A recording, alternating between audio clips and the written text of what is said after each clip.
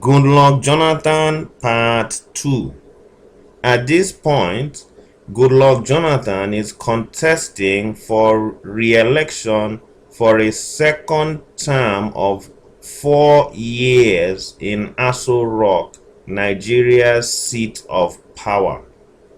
Goodluck Jonathan, under the Yaradua Jonathan administration, had ruled the nation for 4 years, of which Goodluck Jonathan completed the last year and a half of the Yaradua's term. Goodluck Jonathan had promised that he will not contest for re-election in 2015 if Nigerians vote for him in 2011. He made what Nigerians understood as a covenant with the country that if elected for 4 years, 4 years is enough, he will not be campaigning in 2015. He made this in statements both said on Nigeria's soil, in Ethiopia foreign soil, and in documents written. The Goodluck Jonathan covenant with Nigeria was made before God and man. In Addis Ababa, Ethiopia, he told Nigerians in the diaspora a certain statement which has been held against him. He said, "Without security, there is no government." So it is not debatable, it is something we have to address, and we are working towards that with vigor. But if I am voted into power within the next 4 years, the issue of power will become a thing of the past. 4 years is enough for anyone in power to make significant improvements, and if I can't improve on power within this period, it then means I cannot do anything even if I am there for the next 4 years.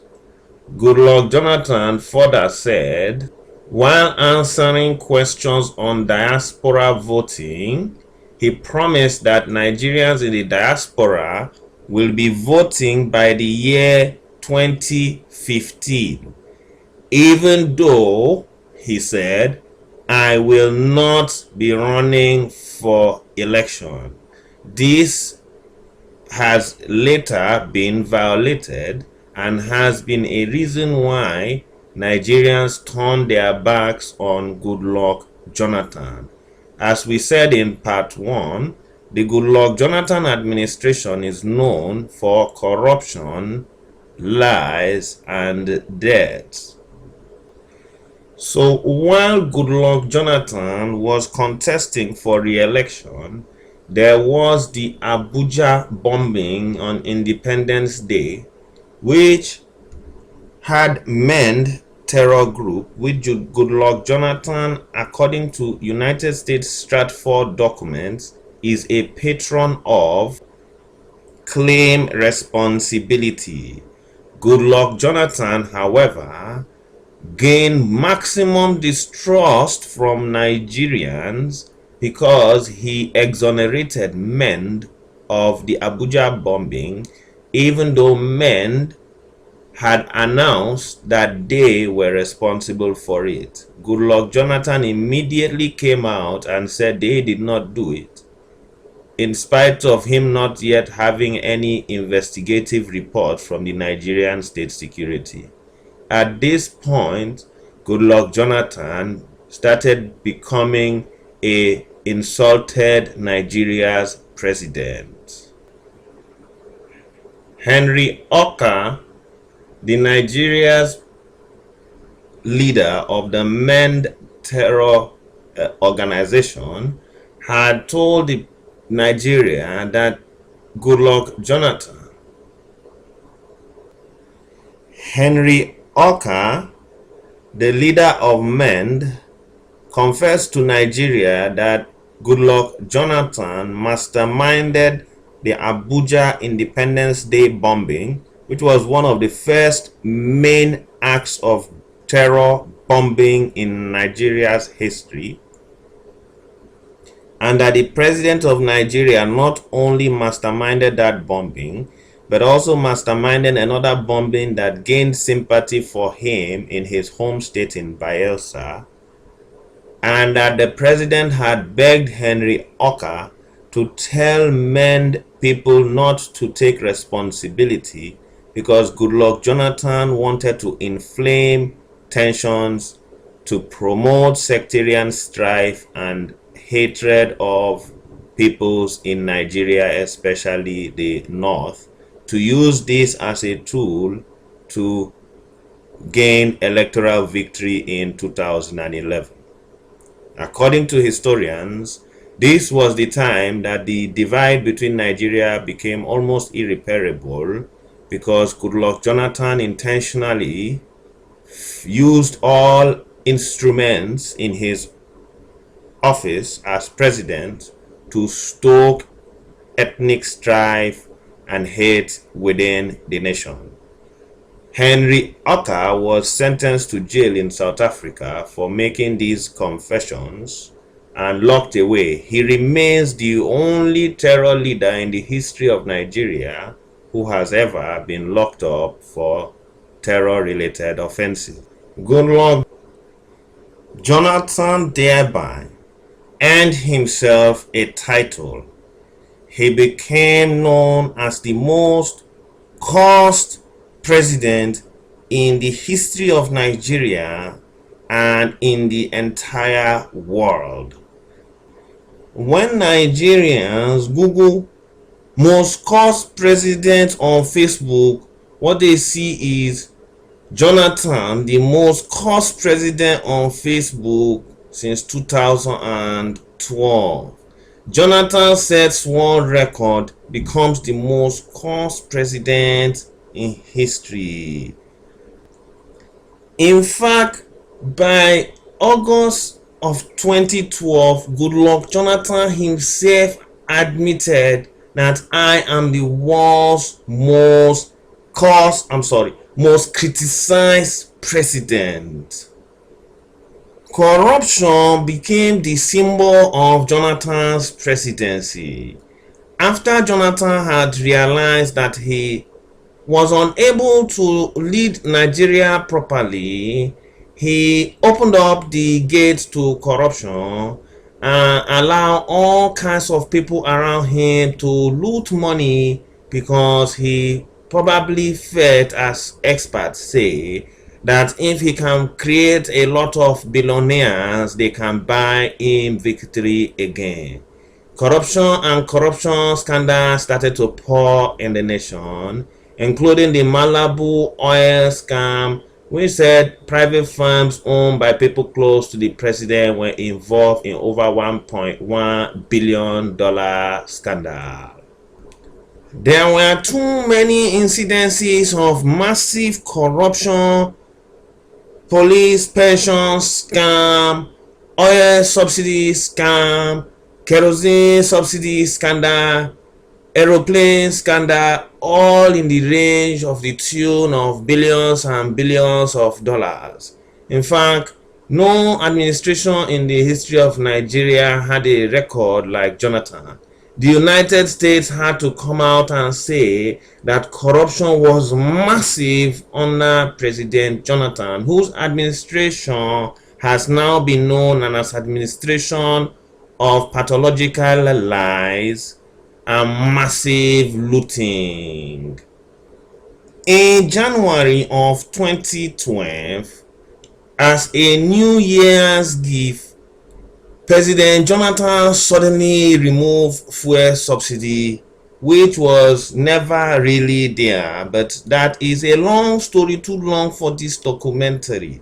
But he removed a fuel subsidy which was only being used to fund money to cabal and increased the price of petrol for Nigerians. There were protests across the nation called Occupy Nigeria protests.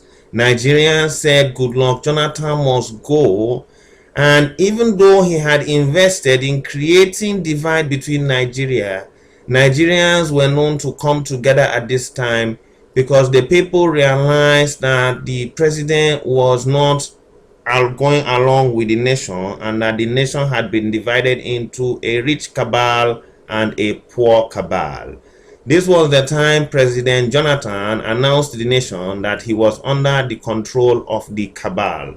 Nigerians protested that President Jonathan must resign. Across the nation, there were protests in unity and harmony. Muslims and Christians, North and South, East and West work together. Here we see Christians surrounding and protecting Muslims as they prayed. At this time, even though there was already Boko Haram terror, which started after the Abuja bombings orchestrated by Goodluck Jonathan, according to Henry Oka, everybody came together and realized that the nation had one common enemy, and they protested for Goodluck Jonathan to go. However, Goodluck Jonathan was said to have bribed labor leaders, and they betrayed Nigerians and called off the strike. Goodluck Jonathan was spared of being sacked by the hairs on his neck. Boko Haram terrorists continue to bomb and scatter Nigeria. People begged the president to take serious action on Boko Haram, but President Jonathan said he knows the sponsors of Boko Haram. They are in his government. They are people he eats together with. President Jonathan actually defended Boko Haram. He said, "We are soft on them because they are our siblings, they are our family, we cannot crush them." Once again, Goodluck Jonathan was called on to resign. The Christian Association of Nigeria called on the president that he should please immediately resign for daring to say he will not crush Boko Haram and that they are his family.